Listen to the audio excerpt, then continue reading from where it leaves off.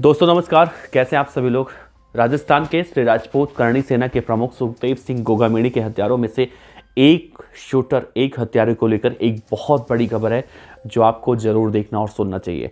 जी हाँ, एक शूटर था जिसका नाम कुलदीप था, जिसने अब आत्महत्या करने की कोशिश की है, जिसे अब नारनौल जेल से जिला अस्पताल में, उसके बाद फिर हायर अस्पताल में भेजा गया है।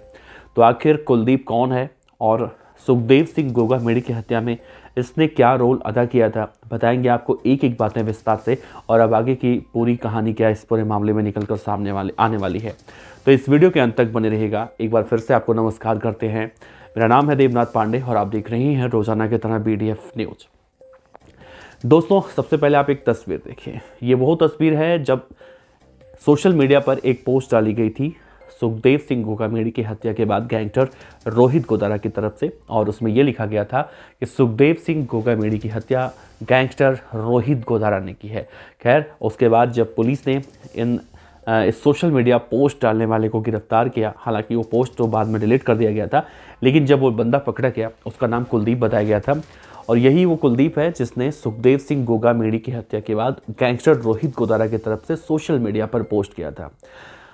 शायद कुलदीप को ये नहीं पता था कि जब वो पकड़ा जाएगा तो वो इतनी जो उसकी आज हालत हो चुकी है, इतनी बुरी कंडीशन में पहुंच जाएगा। शायद उसने इस बात की कल्पना नहीं की थी और उसे गैंगस्टर रोहित गोदारा पर पूरा भरोसा था, चाहे वो हो या फिर नितिन फौजी हो, रोहित राठौड़ हो, जितने भी बदमाश इस तरह से हैं, उन्होंने शायद इस बात की कल्पना की ही नहीं होगी कि उनका ये हश्र होने वाला है। बहरहाल उनको ये लग रहा था कि जब वो सुखदेव सिंह गोगामेड़ी की हत्या कर लेंगे या फिर गैंगस्टर रोहित गोदारा के इशारे पर जो नाच रहे थे वो उसकी बात मानते हैं, तो वो लॉरेंस बिश्नोई के साथ मिलकर उन्हें विदेश में बुला लेगा, वहाँ भेज देगा और वहाँ पर जाकर वो आगे की ज़िंदगी बहुत ही अच्छे से गुजारेंगे। तो ऐसा कुछ नहीं है दोस्तों, अब ये हाल हो चुका है। दरअसल ये पूरा मामला है आज सुबह का। आज सुबह करीब 8 बजे राजस्थान के नारनौल जेल में एक खबर आई, और जब वहाँ पर बैरक में जो संतरी होते हैं वो जाते हैं, वो देखते हैं कि वहाँ पर खून की छींटें हैं। तो जब पता करने की कोशिश की जाती है तो मालूम चलता है कि जो कुलदीप है, जिसने सुखदेव सिंह गोगामेड़ी की हत्या के बाद सोशल मीडिया पर पोस्ट किया था, वो नितिन फौजी के साथ उस बैरक में था। तो उसने आत्महत्या करने की कोशिश की है। आनंद वानन में जो जेल के जो सुरक्षाकर्मी होते हैं वो उससे पहले जेल के अंदर जो हॉस्पिटल बना होता है वहाँ पर लेकर जाते हैं, और फिर जब वहाँ से भी आउट ऑफ कंट्रोल हो जाता है सब कुछ, तो फिर उसे हायर हॉस्पिटल ले जाया जाता है अच्छे से इलाज करने के लिए। कहा जा रहा है कि अब उसकी हालत फ़िलहाल नाजुक कंडीशन में बनी हुई है और उसका ट्रीटमेंट लगातार चल रहा है।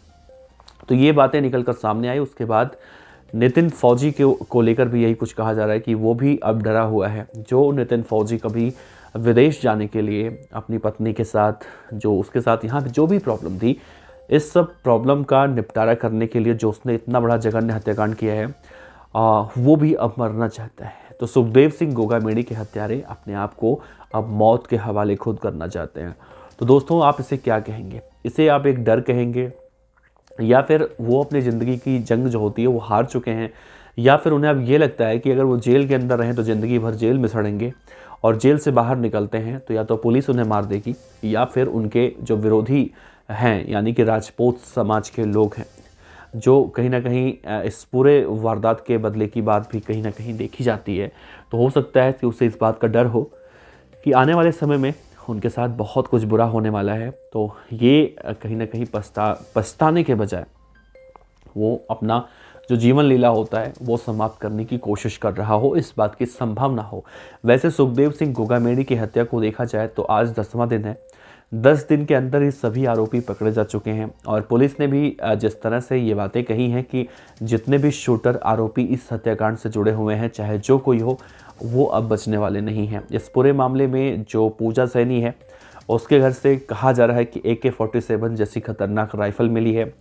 तो पूजा सैनी हो या फिर रोहित राठौड़ हो या फिर कुलदीप हो या फिर एक और आरोपी हो जिसका नाम उधम सिंह बताया गया था, या फिर नवीन फौजी हो, नितिन फौजी, सबकी हालत ख़राब हो चुकी है और सबको इस बात का डर है कि अब तो वो बचने वाले हैं नहीं, तो शायद ये सोचकर वो आत्महत्या करने की कोशिश कर रहे हैं। और अक्सर हम ऐसे शूटरों को देखते हैं, ऐसे अपराधियों को देखते हैं जब वो हत्याकांड को अंजाम तो दे देते हैं, लेकिन जब उन्हें जो उनका ब्रेन वॉश किया जाता है, ब्रेन वॉश वाला असर जब खत्म होता है, तो उन्हें जब अपने असलियत में आते हैं, अपने असली रूप में आते हैं, जब उन्हें मालूम चलता है कि वो हैं कौन, तो शायद उन्हें बहुत पछतावा होता है और तब तक चिड़िया खेत चुग चुकी होती है। ठीक ऐसा ही हमने देखा था जब उज्जैन का गैंगस्टर दुर्लभ कश्यप मारा गया था दोस्तों। तो दुर्लभ कश्यप के जो हत्यारे थे, जो उस वक्त आवेश में आकर उन्होंने चाकुओं से गोद गोद कर दुर्लभ कश्यप की हत्या तो कर दी थी, लेकिन जब वो जेल गए उज्जैन के भैरवगढ़ की जेल में, तो जेल जाने के बाद उसमें से एक आरोपी था, जो चाय वाला था, जिसने दुर्लभ कश्यप को मारने में अहम रोल अदा किया था, उसने जेल के अंदर जो पानी की टंकी होती है उस पर चढ़ा और वहीं से नीचे छलांग लगाकर वो आत्महत्या कर चुका था। तो शायद इन दोनों केसों को अगर हम देखें और समझने की कोशिश करें, तो हमें यही समझ में आता है कि आरोपियों को शायद ये लगता है कि पहले तो जब उनका ब्रेन वॉश हो चुका होता है तो वो इन सब चीज़ों से ऊपर उठ जाते हैं, और जैसे ही उनका दिमाग सही ठिकाने पर आता है, यानी वो अपने होशो हवस में आते हैं और उन्हें सच्चाई का पता चलता है, धरातल पर आते हैं, तब उन्हें लगता है कि असल ज़िंदगी में उन्होंने क्या कर दिया है। तो यही कुछ कुलदीप ने किया है। आवेश में आकर उसने रोहित गोदारा के नाम पर सोशल मीडिया पर इस हत्याकांड की जिम्मेदारी तो ले ली, लेकिन उसे नहीं पता था कि पुलिस उसके गिरेबान तक पहुंच जाएगी।